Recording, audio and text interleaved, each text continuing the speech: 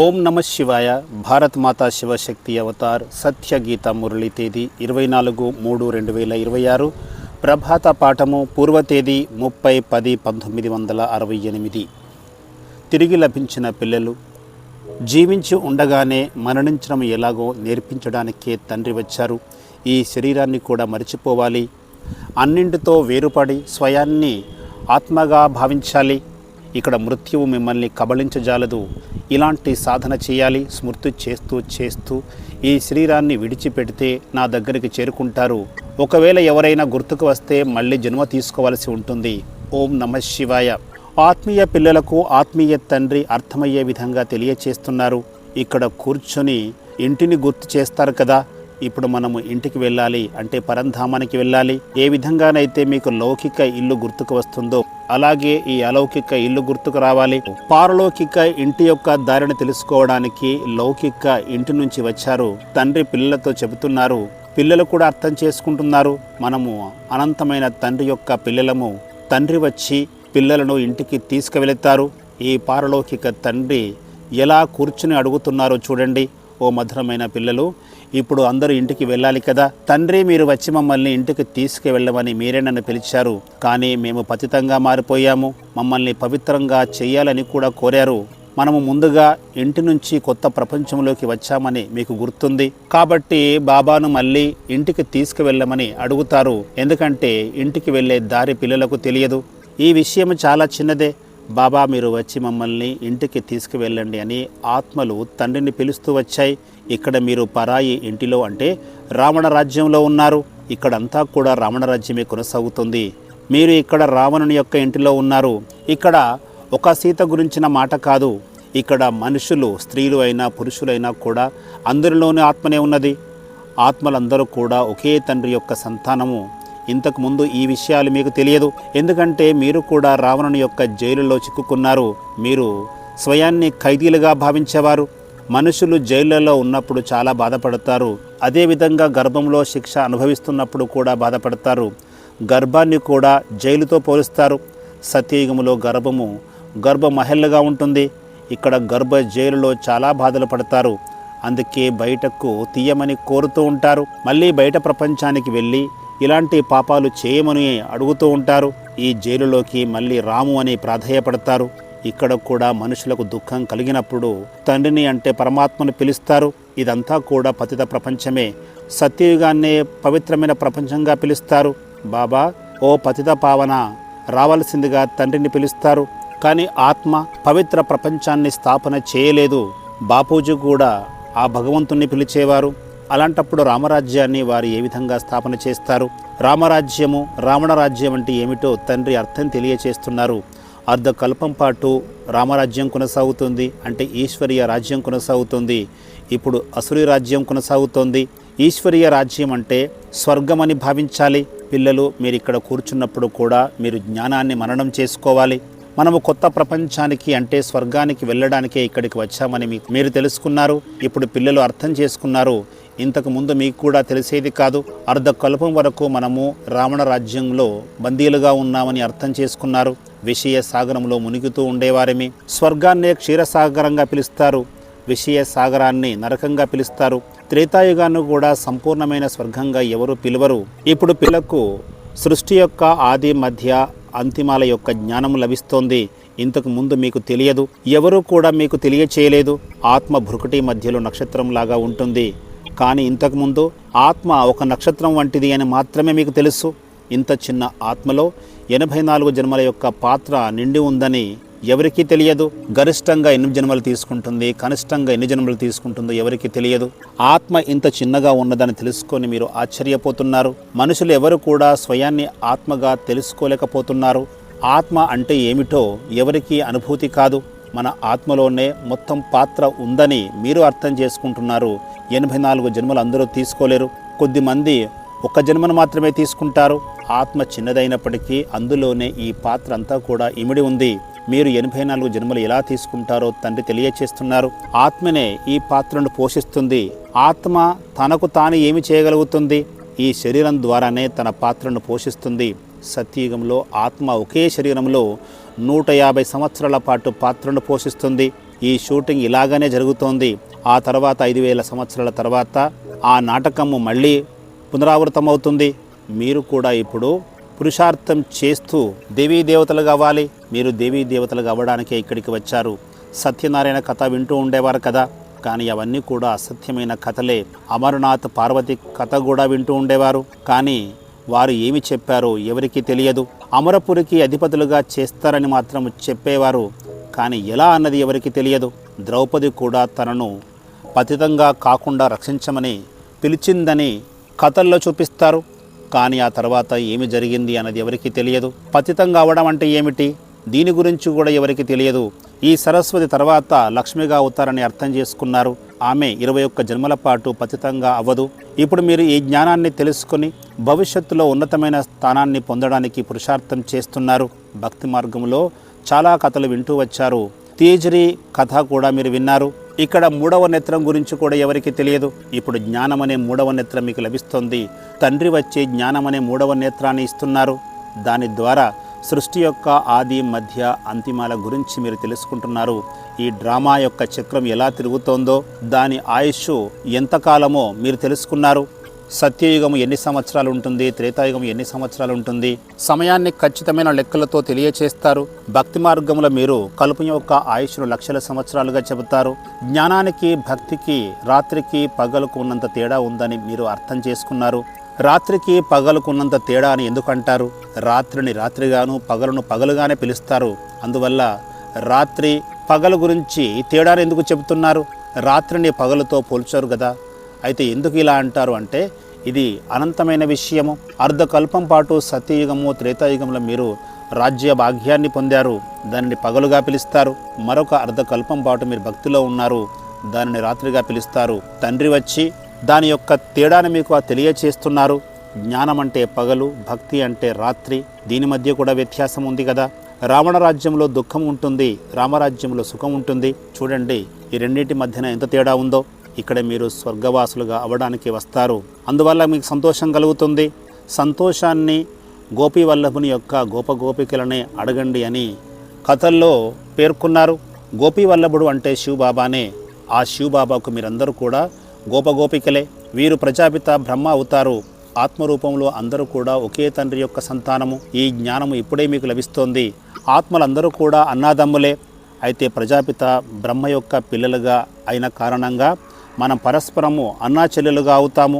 అన్నా చెల్లెలుగా ఎందుకు భావించాలి అంటే, ఆ సంబంధంలో ప్రేమ ఉంటుంది. అక్కడ స్త్రీ పురుష అనే భేదభావన ఉండదు. ఒకవేళ ఈ సంబంధంలో కూడా పేరు రూపము గుర్తుకు వచ్చినట్లయితే తండ్రి ఇంకా ఉన్నతమైన స్థితికి తీసుకువెళుతారు. స్వయాన్ని ఆత్మగా భావించి పరస్పరము సోదరులుగా భావించమని చెబుతారు. మనము ఆత్మలమని ఇప్పుడు చదువుతున్నామని మీరు అర్థం చేసుకుంటున్నారు. పరంపిత పరమాత్మనే మనలను చదివిస్తున్నారు. ఈ జ్ఞానాన్ని వినడానికే ఈ చెవులు ఆత్మకు లభించాయి. వాస్తవానికి మీరు ఆత్మలు, కానీ స్వయాన్ని మీరు శరీరంగా భావిస్తున్నారు. సత్యయుగంలో కూడా మనము ఆత్మగా భావించి తండ్రిని గుర్తు చేయాలా అనే ప్రశ్న కూడా మీకు వస్తుంది. అవసరం లేదు. ఇప్పుడు మాత్రమే తండ్రిని గుర్తు చేయాలి. ఎందుకంటే ఇప్పుడు పతితము నుంచి పావనంగా అవ్వాలి. ఇక్కడ స్వర్గంలో ఎవరు కూడా దేహాభిమానంతో ఉండరు. ఇప్పుడు స్వయాన్ని ఆత్మగా భావించమని తండ్రి తెలియచేస్తున్నారు. మనము ఆత్మలమే అయినప్పటికీ మనకు పేరు రూపము లభిస్తుంది, కానీ స్వర్గంలో ఈ విధంగా తెలియచేయరు. ఇక్కడ మాత్రమే చెబుతారు. ఎందుకంటే ఇప్పుడు మనము పావనంగా అయ్యి అక్కడికి వెళ్ళాలి. స్వర్గంలోకి వెళ్ళిన తర్వాత మనము స్థితి అనే మెట్లను దిగాలి. ప్రతి పాయింట్ను బాగా అర్థం చేసుకొని ఆచరించాలి. గృహస్థ జీవితంలో ఉంటూ కూడా తండ్రి తెలియచేసిన పాఠాన్ని మర్చిపోకూడదు. ఆవు ఏ విధంగా అయితే గడ్డిని మేసిన తర్వాత నెమరు వేస్తుందో, మీరు కూడా ఈ జ్ఞానాన్ని విని మర్చిపోకూడదు. దానిని మననం చేసుకుంటూ ఉండాలి. ఏకాంతంలో స్మృతి చేయాలి. స్మృతి చేస్తూ చేస్తూ సుఖాన్ని పొందాలి. ఎవరైతే బాగా అర్థం చేసుకుంటారో ఆ తర్వాత ఇతరులకు కూడా తెలియచేయాలి. స్మృతి చేస్తేనే మీకు సుఖం లభిస్తుంది. అంటే సుఖధామానికి అధిపతులుగా అవుతారు. కలహాలు, కష్టాలు, వ్యాధులు అన్నీ కూడా తొలగిపోతాయి. స్మృతి చేయకపోవడం వల్ల అనేక మంది రోగులుగా అవుతున్నారు. దీనిని దుఃఖధామంగా పిలుస్తారు. ఇది తమో ప్రధానమైన ప్రపంచం కదా. ఇదే రావణ రాజ్యము. దీనిని నరకంగా పిలుస్తారు. సత్యయుగాన్ని స్వర్గంగా పిలుస్తారు. సుఖము దుఃఖము మధ్య రాత్రికి పగలుకు ఉన్నంత తేడా ఉంది. ఒక వస్తువు విలువ 8 అణాలుగా ఉంటే మరొక వస్తువు విలువ 5 రూపాయలుగా ఉంటుంది. అంటే ఇక్కడ కూడా రాత్రికి పగలుకున్నంత తేడా ఉంది కదా. స్వర్గము నరకము వీటి మధ్య కూడా రాత్రికి పగలుకున్నంత తేడా ఉందని అర్థం చేసుకోవాలి. స్వర్గంలో ఎప్పుడూ కూడా సుఖమే లభిస్తుంది, నరకములో ఎల్లప్పుడూ దుఃఖమే లభిస్తుంది. స్వర్గములో అపారమైన సుఖం ఉంటుంది, నరకములో అపారమైన దుఃఖం ఉంటుంది. ఇప్పుడు నరకం కొనసాగుతోంది. నరకం అంటే ఏమిటి, స్వర్గం అంటే ఏమిటో అర్థం చేసుకోవాలి. స్వర్గం ఎంతకాలం కొనసాగుతుంది, నరకం ఎంతకాలం కొనసాగుతుంది, దీని గురించి కూడా తెలుసుకోవాలి. తండ్రి పిల్లలకు చాలా సుఖాన్ని ఇస్తారు, తండ్రి స్వర్గవాసులుగా తయారు చేస్తారు. స్వర్గంలో అపారమైన సుఖము ఉంటుందని తెలుసుకోవాలి. ఇక్కడ దుఃఖము ఉంటుంది, ఇక్కడ అపారమైన దుఃఖం లభిస్తుంది. అయినప్పటికీ ఇక్కడికి వచ్చిన తర్వాత స్వర్గాన్ని మీరు గుర్తు చేయలేకపోతున్నారు. అక్కడ విన్నవన్నీ కూడా అసత్యమైన కథలే, అందుకే అవేవి కూడా మీకు గుర్తుకు రావు. స్వర్గము లక్షల సంవత్సరాలు కొనసాగుతుందని చెప్తారు, అదేవిధంగా నరకము తక్కువ సమయం కొనసాగుతుందని చెప్తూ ఉంటారు. అంటే సుఖము లక్షల సంవత్సరాలు కొనసాగుతుందని, కష్టము కొంతకాలమే కొనసాగుతుందని కూడా అంటూ ఉంటారు. దీని గురించి కూడా అర్థం చేసుకోవాలి. తండ్రి తెలియచేస్తున్నారు, ఈ కల్పం యొక్క ఆయుష్ 5,000 సంవత్సరాలు మాత్రమే, లక్షల సంవత్సరాలు అనే మాట లేనేలేదు. సత్యయుగాన్ని స్వర్గంగాను 16 కళల సంపూర్ణంగాను చెప్తారు. ఆ తర్వాత ప్రతిదినము గడిచిన కొలది మనుషుల యొక్క సంఖ్య పెరుగుతూ ఉంటుంది. మొదట తక్కువ సంఖ్యలో ఉంటారు, దానినే ఆది సనాతన దేవీ దేవత ధర్మంగా పిలుస్తారు. నానక్ కూడా చెప్తూ ఉండేవారు, మనుషుల నుంచి దేవతలుగా అవ్వడానికి సమయము పట్టదు అని. ఇదంతా మీరు విన్నారు కదా. ఎప్పుడు విన్నారు? భగవంతుడే మనుషులను దేవతలుగాను నరకాన్ని స్వర్గంగాను చేస్తారు. కానీ గ్రంథాలు చదివేవారు దీని గురించి అర్థం చేసుకోలేరు. ఇది చాలా స్పష్టంగా ఉంది. మనిషిని దేవతగా చేశారు, దేవతలు పవిత్రులు, దానిని వాయిస్లెస్ వరల్డ్ పవిత్రమైన ప్రపంచంగా పిలుస్తారు, శివాలయంగా కూడా పిలుస్తారు. ఇది అపవిత్రమైన ప్రపంచము, వేశ్యాలయము. మనుషుల నుంచి దేవతలుగా అవ్వడానికి సమయము పట్టదు. ఎంత సమయం పడుతుంది? 1 సెకను కాలమే. 1 సెకను కాలంలోనే జీవన్ముక్తి లభిస్తుంది. మేము గవ్వ నుండి వజ్ర సమానమైన జీవితాన్ని పొందడానికి వచ్చామని మీరు అంటారు. దేవీ దేవతలందరూ కూడా వజ్ర సమానమైన వారే, అందుకే వారి ముందుకు వెళ్ళి నమస్కరిస్తాము. మేము ఈ విధంగా దేవీ దేవతలుగా అవుతున్నామని మీరు ఇప్పుడు చెప్పగలుగుతారు. ప్రతి కల్పంలో కూడా దేవీ దేవతలుగా అవుతూ వచ్చాము. భక్తి మార్గంలో విన్నవన్నీ కూడా డ్రామానుసారంగానే విన్నారు. అనేక కథలు ప్రచారంలో ఉన్నాయి. స్వయాన్ని ఆత్మగా భావించి తండ్రిని పరమాత్మను స్మృతి చేయాలి. మీరు దీనిని మాత్రమే గుర్తుంచుకోవాలి. బాబా ఇప్పుడు వచ్చారు. బాబా అనే పదము చాలా మాధుర్యమైనది, ఇది చాలా సహజమైన పదము. తండ్రి ఇప్పుడు పరంధామము నుండి ఇక్కడికి వచ్చారు. తండ్రి గురువుగా మారి చదివిస్తున్నారు, మనుషులను దేవతలుగా మారుస్తున్నారు. మీరందరూ కూడా పతితమైన వారే అని తండ్రి తెలియచేస్తున్నారు. ఓ పతిత పావన అనే మాట అన్నప్పుడు మీకు గంగ కానీ లేదా నీటి యొక్క సముద్రం కానీ గుర్తుకు వస్తుందా అని బాబా ప్రశ్నిస్తున్నారు. మీకు పరంపిత పరమాత్మనే గుర్తుకు వస్తున్నారు కదా. ఆత్మనే తన తండ్రిని స్మృతి చేస్తుంది. ఇక్కడ 2 తండ్రులు ఉన్నారు. ఒకరు హద్దులోని తండ్రి, మరొకరు బేహద్దులోని తండ్రి. పరమాత్మను ఆత్మల యొక్క తండ్రిగా పిలుస్తారు. కానీ ఎవరూ కూడా స్వయాన్ని తండ్రిని పూర్తిగా అర్థం చేసుకోలేదు. కేవలము చిలుకలాగా వెళ్ళవేస్తారు. అందుకే మనుషులు జంతువుల్లాగా మారిపోయారు. ఏమీ అర్థం చేసుకోలేరు. బాబాను రావాల్సిందిగా పిలుస్తారు, అంత మాత్రమే. భగవంతుడు సర్వవ్యాపి అని, రాళ్లల్లో రప్పల్లో ఉన్నారని కూడా నింద చేస్తారు. ఇప్పుడు మీరు ఆ రాయినే అడగండి, ఇప్పుడు మీరు తండ్రిగా మారిపో అంటే మారిపోతుందా? తమకు తాము సిగ్గు కలగాలి. రావణుని యొక్క సాంగత్యం వల్ల కోతిలాగా ఎలుగుబంటిలాగా మారిపోయాము, పూర్తిగా అజ్ఞానంగా మారిపోయాము. మిమ్మల్ని తెలివైన వారిగా చేశాను అని తండ్రి చెప్తున్నారు. అయినా మీరు అజ్ఞానులుగా మారిపోయారు. భక్తి ప్రారంభమైన నాటి నుంచి తప్పుడు విషయాలు వింటూ వచ్చారు. మొదట ఇక్కడ స్వచ్ఛమైన భక్తి ఉండేదని తండ్రి తెలియచేస్తున్నారు.